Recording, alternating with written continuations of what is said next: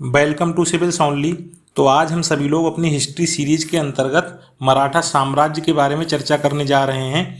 और इससे पहले देखिए, हम लोगों ने इससे रिलेटेड, हिस्ट्री से रिलेटेड जो भी टॉपिक्स डिस्कस कर लिए हैं वो सभी का लिंक आपको डिस्क्रिप्शन बॉक्स में दे दिया गया है। और जिस किसी ने भी उनको ना देखा हो वो उनको वहाँ पे जाकर देख सकते हैं। इसी के साथ साथ देखिए, आपके लिए कुछ इंपॉर्टेंट अपडेट्स हैं। जैसे जो भी लोग बीपीएससी की तैयारी कर रहे हैं, मतलब बिहार की history specific videos civils only की वेबसाइट पर पड़े हुए हैं और ये हिस्ट्री के लिए वन स्टॉप सॉल्यूशन है। ठीक है, बिहार की हिस्ट्री को काफ़ी अच्छे कॉम्प्रिहेंसिव वे से इसमें बताया गया है, समझाया गया है। आप इनको फॉलो कर सकते हैं। इसी के साथ साथ आप करंट अफेयर्स के लिए भी सिविल्स ओनली को फॉलो कर सकते हैं और करंट अफेयर्स के भी वीडियोज का लिंक आपको डिस्क्रिप्शन बॉक्स में दे दिया गया है। तो देखिए, हम लोगों के इस कोर्स का जो मेन पर्पज है वो ये है कि हम लोग कम समय में ज़्यादा से ज़्यादा सिलेबस को कवर कर पाएँ और ज़्यादा से ज़्यादा फैक्ट्स और फिगर को भी कवर कर पाएँ जो एग्जाम पॉइंट ऑफ व्यू से इम्पॉर्टेंट हैं। तो इसीलिए देखिए, आप लोगों को किसी को ये भी लग सकता है कि ये कोर्स को काफ़ी तेज़ी से रन किया जा रहा है, लेकिन हम लोगों का पर्पज ही यही है कि जो चीज़ें आप स्वयं से 5 से 6 या 8 घंटे में तैयार कर पाओ या पढ़ पाओ, वो चीज़ें अगर यहाँ पे आप टाइम देते हो तो वो आपको 15 से 20 मिनट में ही उतनी चीज़ें तैयार हो जाएं, है ना। और देखिए, ये वीडियो जो आए, आप किसी भी कंपटीशन की तैयारी कर रहे हैं तो हमारा ये कोर्स जो है वो सभी के लिए इक्वली इम्पॉर्टेंट है। हाँ, लेकिन इसमें 2 तरह के स्टूडेंट हो सकते हैं। जैसे एक ऐसे जो अभी कॉम्पिटिटिव एग्जाम्स के लिए नए हैं, मतलब जिन्होंने अभी अभी तैयारी शुरू की होगी, ठीक है, और जिन्होंने हिस्ट्री को नहीं पढ़ा होगा। और ऐसे भी लोग होंगे इसमें जिन्होंने हिस्ट्री को काफ़ी अच्छे से पढ़ रखा होगा, रिवाइज भी कर रखा होगा।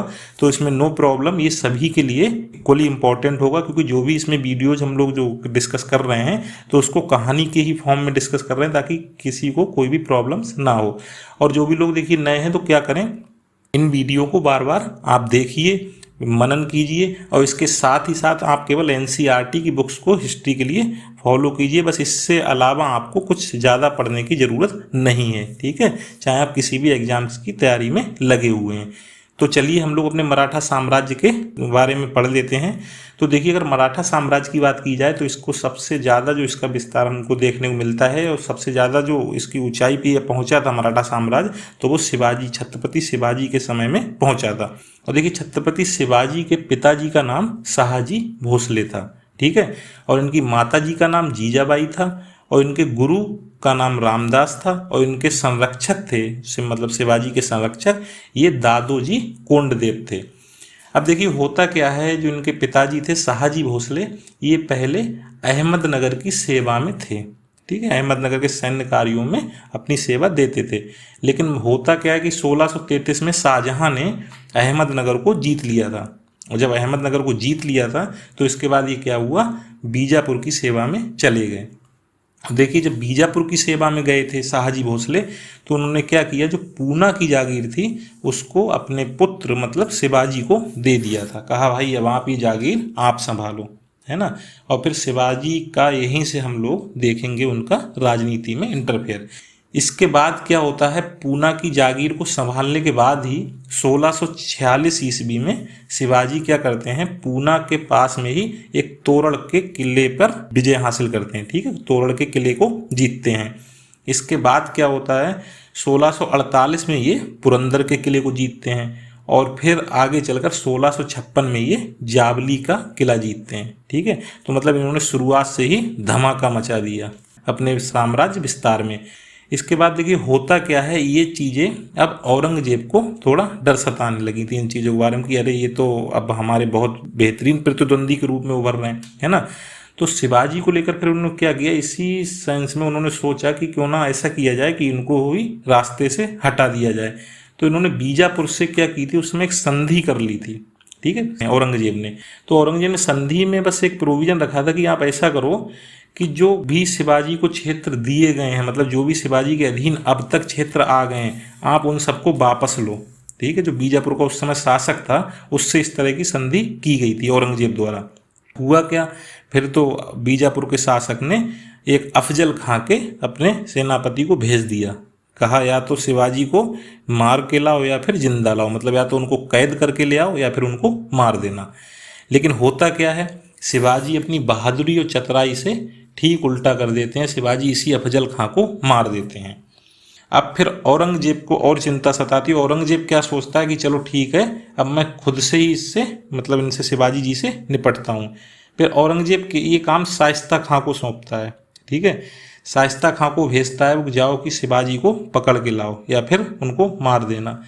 तो शाइस्ता खां को भी शिवाजी क्या करते हैं, इसको भी घायल कर देते हैं, क्योंकि इसको भी चोटिल कर दिया जाता है शिवाजी द्वारा युद्ध में। अब इसके बाद औरंगजेब क्या करते हैं, एक आमेर के जयसिंह को भेजते हैं।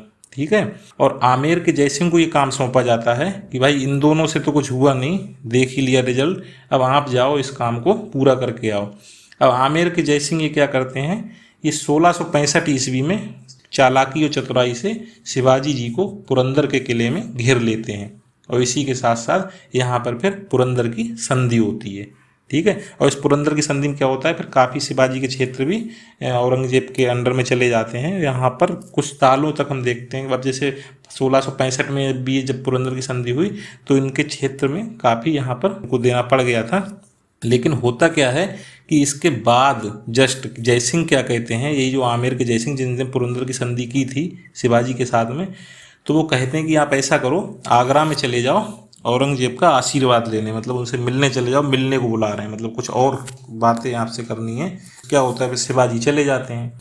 लेकिन होता क्या है, 1666 ईस्वी में ही शिवाजी वहां से भाग जाते हैं। ये औरंगजेब क्या करता है, ये उनको कैद कर लेता है ना। वहां पे जब ये आगरा में जाते हैं तो किसी बात पे इनमें बहस हो जाती है, तो वो इनको कैद कर लेता है। और शिवाजी क्या करते हैं, कैद से एक ही साल के अंदर वहां से कैद से छूट कर भाग जाते हैं, है ना, सब 1666 में।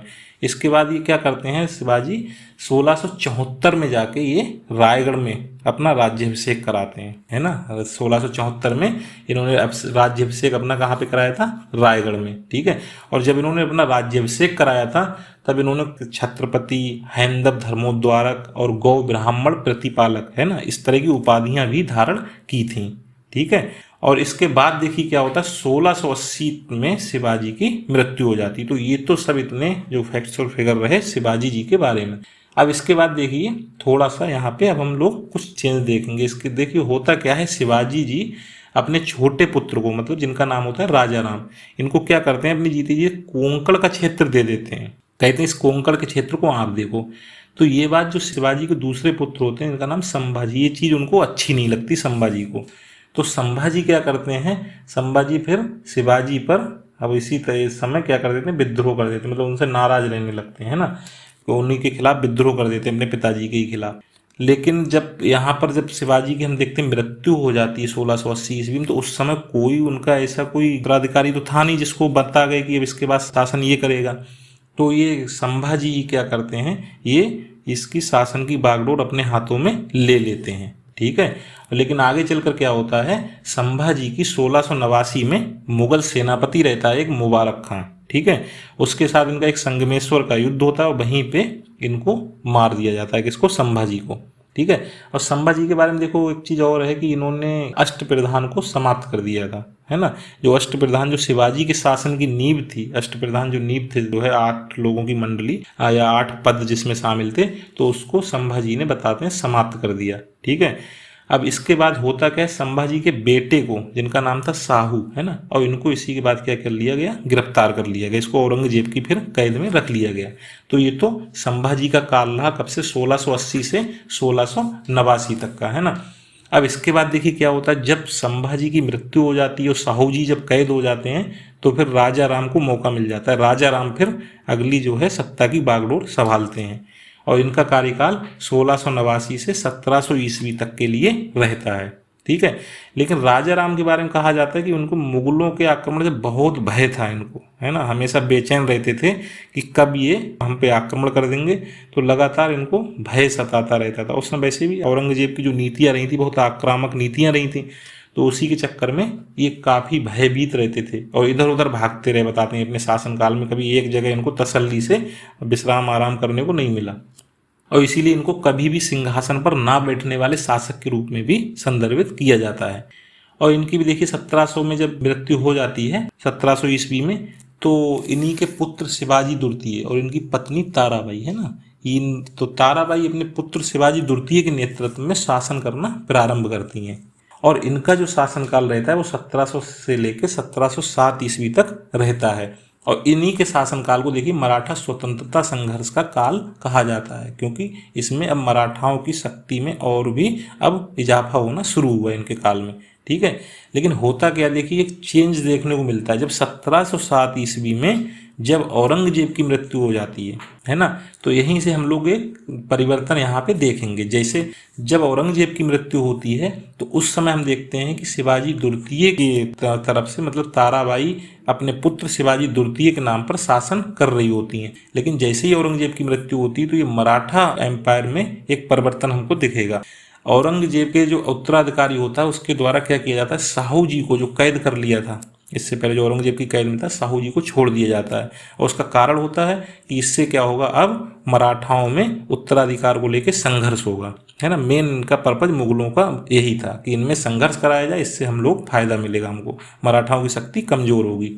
और होता भी देखो यही है। साहू जी जैसे ही कैद से छूटते हैं तुरंत उनको तो भाई सत्ता का अपना ध्यान आता है, अब तो भाई सत्ता लेनी है ना। जाते ही जाते क्या करते हैं, ताराबाई से संघर्ष करते हैं, है ना। और संघर्ष इनका शुरू हो जाता है। 1707 में जाके 1707 में खेड़ का जो है युद्ध होता है और उसमें ताराबाई पराजित हो जाती हैं। और देखिए इसमें बताया जाता है कि बालाजी विश्वनाथ ने इसका साहू का साथ दिया था, तो ये भी एक बहुत बड़ा फैक्टर रहा था इनकी जीत का, है ना। और इसका साहू का जो काल है वो रहा तो 1707 से 1749 तक।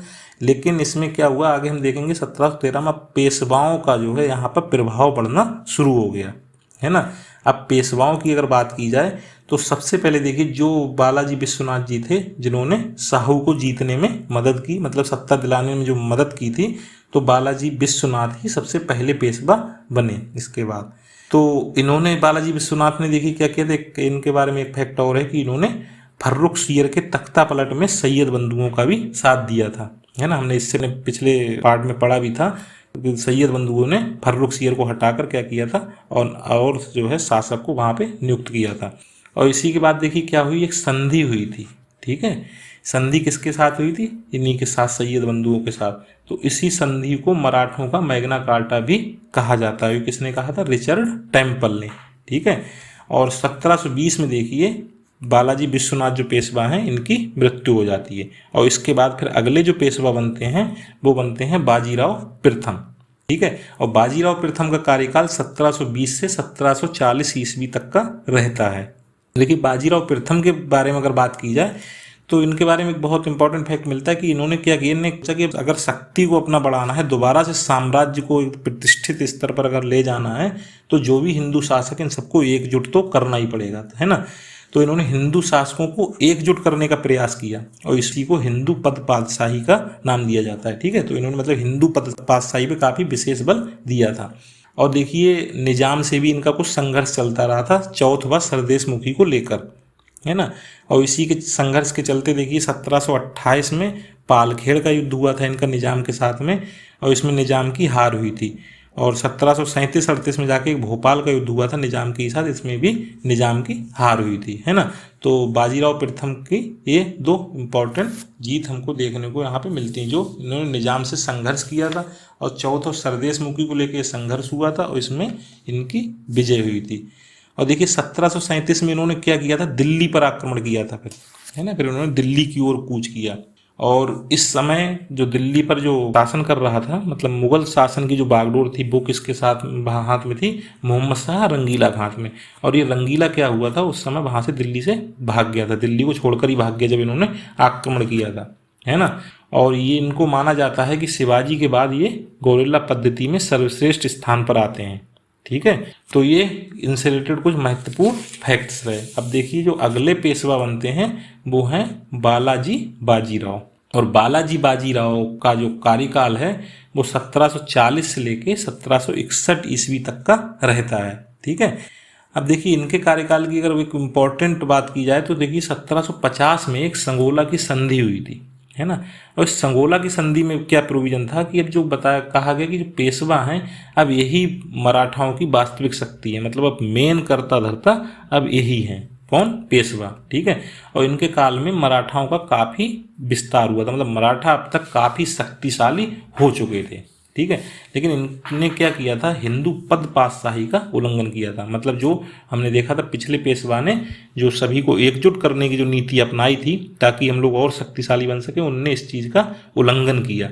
और हम आगे चल के देखेंगे भी कि जो 1761 में जो पानीपत का युद्ध होता है उसमें इस चीज़ का इनको काफ़ी नुकसान भी उठाना पड़ता है, क्योंकि जब ये क्षेत्रीय स्तर पर सबको एकजुट करने के बजाय सबसे संघर्ष की नीति अपनाते हैं, तो संघर्ष की नीति अपनाते हैं तो कोई भी फिर इनका हम देखेंगे कि उस युद्ध में साथ देने वाला होता ही नहीं है ना।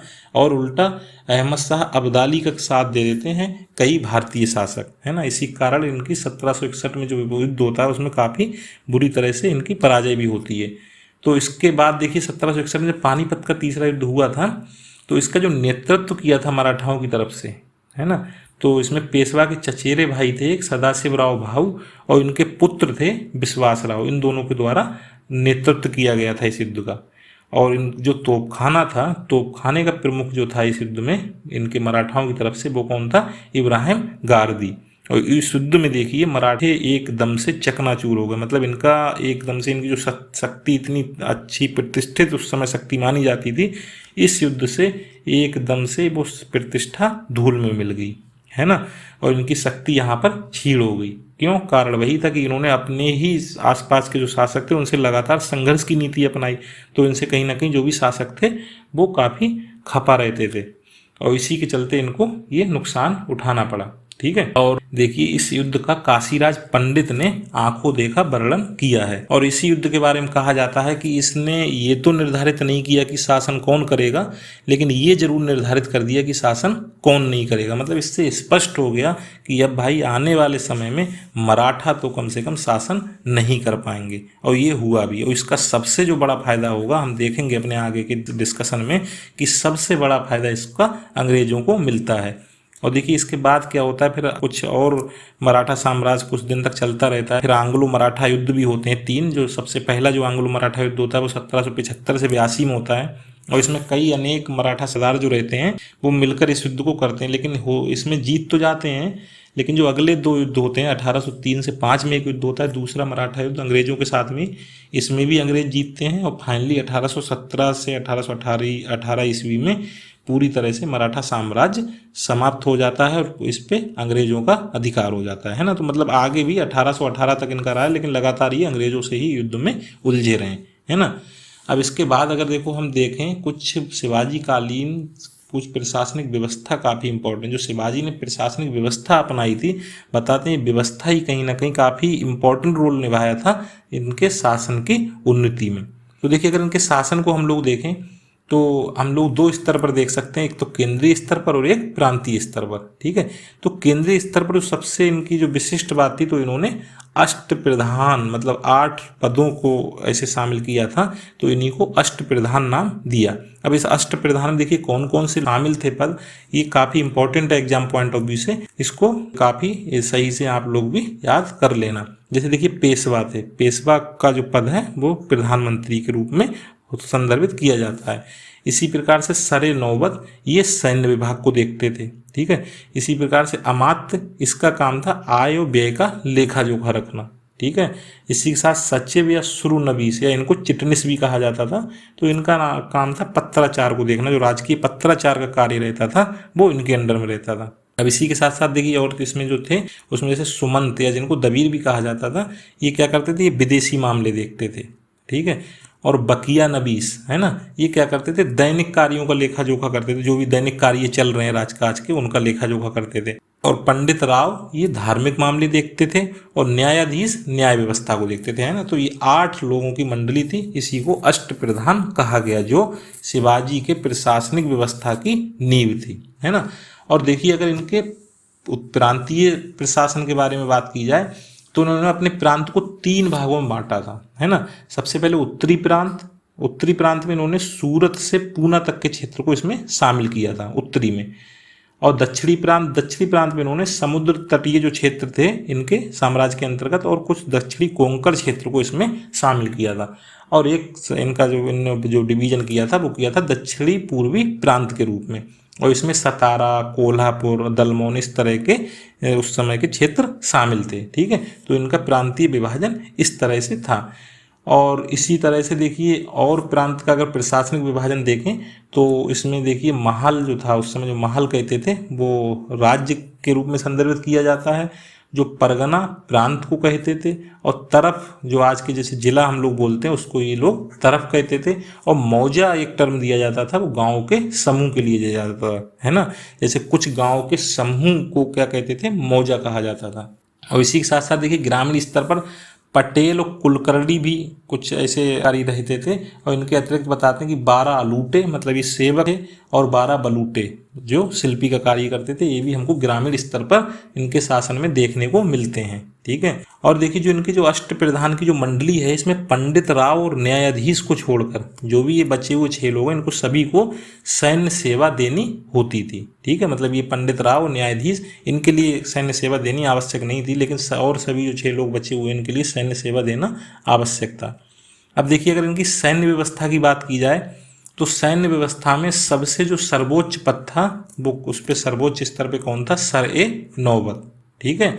और इनकी सैन्य व्यवस्था को भी इन्होंने कुछ इसी तरह से क्लासीफाई किया था कि 25 घुड़सवार जो थे उन्होंने एक हवलदार के अंडर में रखे थे, और 5 हवलदारों को एक जुमलादार के अंडर में रखा था, और 10 जुमलादार को एक हजारी के अंदर में रखा था, और 5 एक हजारी को पंच हजारी के अंदर में रखा था, है ना। ठीक है।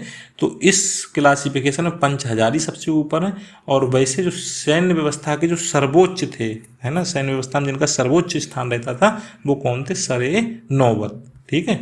और इसी तरह से देखो सिलहदार होते थे कुछ इनकी सेना में, तो सिलहदार क्या रहते थे, अनियमित सैनिक रहते थे, मतलब जब भी कभी युद्ध है या कोई और आकस्मिक जरूरत आ पड़ी तो इनको अनियमित रूप से नियुक्त कर लिया जाता था, मतलब ये स्थायी सैनिक नहीं तो होते थे, है ना।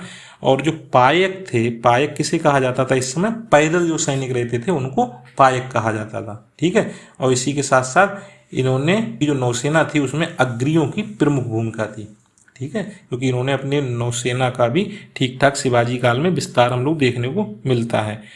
और इसी के साथ साथ हवलदार और सर-ए-नौबत का जो पद था वो केवल मराठों को दिया जाता था, और जो सबनिस का पद था वो ब्राह्मणों को दिया जाता था। तो देखिए ये सब इनसे रिलेटेड कुछ इम्पॉर्टेंट फैक्ट्स हैं कि प्रशासनिक व्यवस्था से रिलेटेड।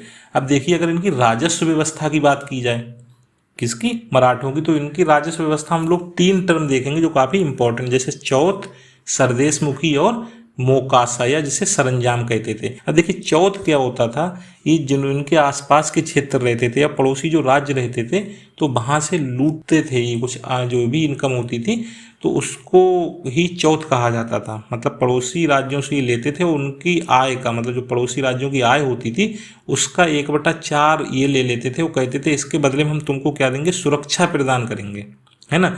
तो सुरक्षा के रूप में ली गई पड़ोसी राज्यों से जो आय होती थी या लूटी गई जो आय है उसी को चौथ कहा जाता था। और देखिए एक था सरदेशमुखी, तो सरदेशमुखी का मतलब ये था कि ये जो क्षेत्र थे तो वो प्रत्यक्ष रूप से शिवाजी के अंडर में आते थे, और इसमें शिवाजी क्या करते थे, इनको सुरक्षा और इनके नागरिकों की सुरक्षा के लिए 1/10 भाग इनकी आय का ले लेते थे। ठीक है, इसको सरदेशमुखी कहा जाता था। और इसी तरह से जो सरंजाम था जैसे मोकासा, तो ये एक तरह की जागीरें थीं, है ना। अब क्या होता था, कुछ मराठा सरदारों को तो प्रत्यक्ष रूप से मुद्रा में ही वेतन दिया जाता था, लेकिन कुछ को क्या किया जाता था कि उनको कुछ जागीरें दे दी उनके कार्यों के बदले में, है ना। तो उसी को क्या कहा गया, इसमें सरंजाम या मोकासा कहा गया। ठीक है, तो ये इनकी राजस्व व्यवस्था से 3 इम्पोर्टेंट क्लासिफिकेशन यहाँ पे हमने देखा। अब चलिए देखिए हम कुछ देख लेते हैं कि इसमें कुछ इम्पोर्टेंट शब्दावली है ना, कुछ मराठाओं से रिलेटेड। मतलब देखिए वैसे हिस्ट्री में हम लोग देखेंगे कि ये जो शब्दावली है चाहे मराठों में देखी चाहे मुगलों से रिलेटेड, इससे पहले दिल्ली सल्तनत में देखी, तो काफ़ी इंपॉर्टेंट है एग्जाम पॉइंट ऑफ व्यू से। मतलब कौन से उस समय पद का नाम आज के संदर्भ में क्या है या उसको क्या कहते थे, उसका कार्य क्या था, है ना। तो अगर मराठाओं के बारे में देखें तो यहाँ पर कुछ प्रमुख शब्दावली जैसे काम बिस्दर, है ना, ये क्या था, ये छोटे प्रांतों के सूबेदार थे, है ना। और पोतनिस, पोतनिस क्या था, ये शाही खजाने की जो भी आमदनी और खर्चे होते थे उसकी देखरेख करता था। इसी प्रकार से जो कुर्जा पट्टी एक टर्म था उस समय, कुर्जा पट्टी किसे कहते थे, आपातकालीन कर को कहते थे। ठीक है। और कारखानाविश था वो क्या था, अन्न भंडार का प्रभारी था, मतलब अन्न भंडार के प्रभारी को कारखानाविश कहा जाता था। इसी प्रकार से पोल पट्टी एक टर्म था, तो पोल पट्टी किसे ये कहते थे, युद्ध में लूटे गए धन को, ठीक है, युद्ध में लूटे गए धन को पोल पट्टी कहते थे। इसी प्रकार से जो बतन था, है ना, बतन क्या था, मराठा साम्राज्य में किसी व्यक्ति को भी उसकी सेवा के बदले जो प्रदत्त भूमि थी, है ना, उसी क्या कहा जाता था, बतन कहा जाता था। तो देखिए ये सभी जो है हम लोगों ने मराठा साम्राज्य से रिलेटेड जो भी इम्पोर्टेंट फैक्ट्स और फिगर थे हम लोगों ने आज के अपने इस सेशन में डिस्कस किए। और देखिए फिर से हम रिपीट करना चाहेंगे इस बात को कि जो भी हम लोग इस सेशन में अपने जो इस कोर्स में डिस्कस कर रहे हैं, तो हमारा मेन पर्पज ये है कि हम लोग कम से कम समय में ज़्यादा से ज़्यादा चीज़ों को कवर कर पाएँ। क्योंकि क्या फ़ायदा होगा अगर मान लीजिए हम काफ़ी इस तरह से पढ़ाएं आपको कि आप जो चीज़ अपने आप से भी अगर 2-3 घंटे में कर सकते हो, उसको हम पढ़ाने में 1 घंटा लगा दें तो कोई उसका खास मतलब नहीं रह जाता है ना। क्योंकि अगर कोई भी चीज़ आप अगर यहाँ पे टाइम अपना दे रहे हैं तो फ़ायदा ऐसा मिलना चाहिए कि आपने दिए तो 15 या 20 मिनट, उसमें आपको फैक्ट फिगर कंटेंट या कॉन्सेप्ट उस लेवल तक मिल जाए जो आप स्वयं से अगर प्रयास करें तो वो आपको 7 से 8 घंटे में कवर हो पाए उतने फैक्ट फिगर या फिर कॉन्सेप्ट, है ना, ठीक है। और इसको हमने क्या किया, देखो आप देखेंगे हर चीज़ को हमने अरेंज मैनर में भी इसी तरह से लगाया है ताकि किसी को भी प्रॉब्लम ना हो, चाहे किसी के लिए हिस्ट्री नया हो चाहे कोई भी हिस्ट्री पढ़ चुका हो, है ना, सभी के लिए ये इक्वली इम्पोर्टेंट रहे, है ना। और इसके साथ ही साथ हमने जो भी अपने कॉम्पिटिटिव एग्जाम्स हैं सभी के लिए इसको रेलिवेंट बनाने की कोशिश की है। ये सभी के लिए इक्वली इम्पोर्टेंट है। आगे भी हम जो इसी तरह के अपने वीडियो डिस्कस करेंगे, जो डिस्कशन हमारा आगे कंटिन्यू रहेगा, तो उसका नोटिफिकेशन पाने के लिए आप लोग सिविल्स ओनली को सब्सक्राइब करना ना भूलें और इसी के साथ साथ बेल आइकॉन पर भी जरूर क्लिक करें, जिससे आपको क्या हो, जब भी इसमें कुछ भी अपडेट किया जाए तो उसका आपको नोटिफिकेशन मिल सके, ठीक है। तो आज तो हम लोगों ने मराठा साम्राज्य के बारे में काफ़ी कॉम्प्रिहेंसिव तरीके से डिस्कशन किया। अब हम अपने नेक्स्ट सेशन में किसी और टॉपिक पे डिस्कस करेंगे। Okay, thank you.